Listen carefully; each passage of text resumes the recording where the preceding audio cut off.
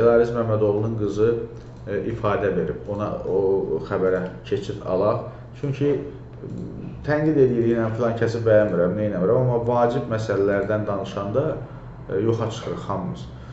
3 sahibkarın ümumilikdə 4 milyon manatını ələ keçirməkdə ittiham olunan 33 yaşlı birjaçı Nizami Alışanın cinayət işi üzrə məhkəmə istintaqı qaldığı yerdən davam edib. Bakı Ağır Cinayətlər Məhkəməsində keçirilən iclasda Nizami Alışanın həyat yoldaşı Amerikada yaşayan müğənni Elarizin qızı olan Günel Alışan əlavə şahid kimi ifadə verib.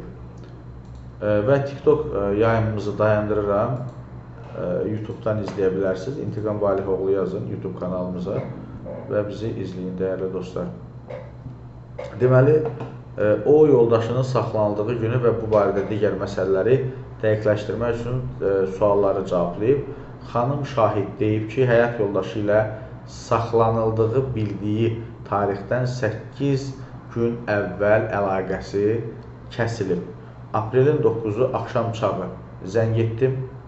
Bundan sonraki günlərdə də heç bir xəbər ala bilmədim. 24 saat sonra polisə müraciət etdim. Araşdırma başlanandan bir gün sonra aprelin 11-i Nizami zəng elədi. Dedi ki, Kiber Cinayətkarlıqla Mübarizə İdarəsindədir. 5 gün sonra yenidən mənə zəng etdi. Saxlanıldığı idarəyə gəlməyimi istədi. Mən gedəndən sonra vəkilindən imtina etmək istədiyini dedi. Amma imtina ərizəsi yazana kimi Nizamini Kürdəxanaya göndərdilər.